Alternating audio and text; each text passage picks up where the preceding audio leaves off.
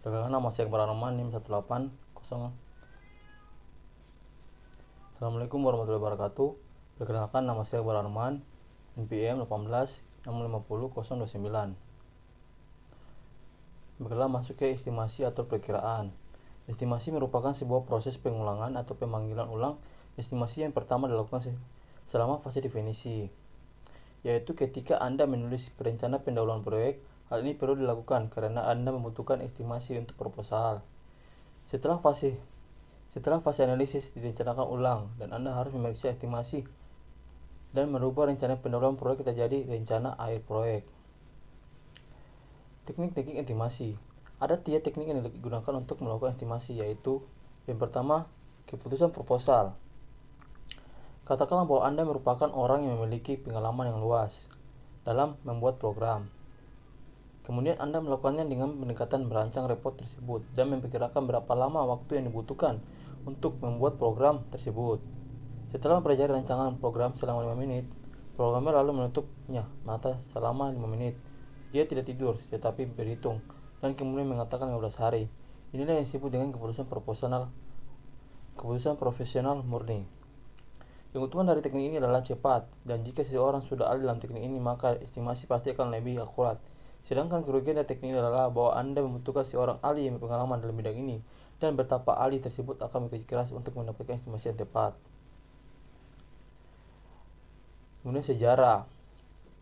Jalan keluar dari ketergantungan pada orang dan untuk membuat estimasi lebih khusus, yaitu Anda harus mengerti tentang sejarahnya. Tulislah berapa lama masing-masing tugas dan dapat diselesaikan dan siapa yang akan bertanggung jawab atas tugas tersebut. Anda dapat membandingkan tugas yang akan diestimasi dengan tugas yang sama yang dikerjakan lebih awal. Setelah itu, mulailah dengan melakukan estimasi.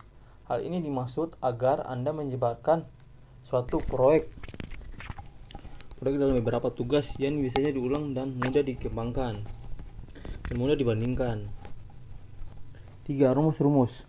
Ada beberapa jenis rumus yang digunakan dalam software estimasi, yaitu software yang baik diketahui adalah COCOMO atau referensi 15. COCOMO dapat digunakan untuk memperkirakan biaya proyek atau person-months, jadwal dan jumlah staf untuk masing-masing fase berikut ini, yaitu primary dashing or dashing phases, yaitu detail dashing atau DDD, kemudian code dan unit test atau CAD, dan sistem test.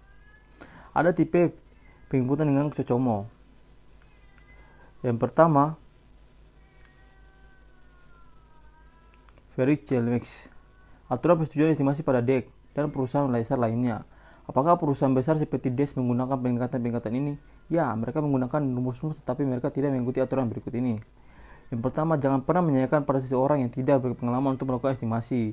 Yang kedua, lakukan estimasi secara berkelompok jika Anda mampu menyediakan sumber daya manusianya. Yang ketiga, jangan memaksa melakukan estimasi pada seorang profesional seperti programmer. Kemudian, jangan pernah mengambil rata-rata dari estimasi yang berbeda.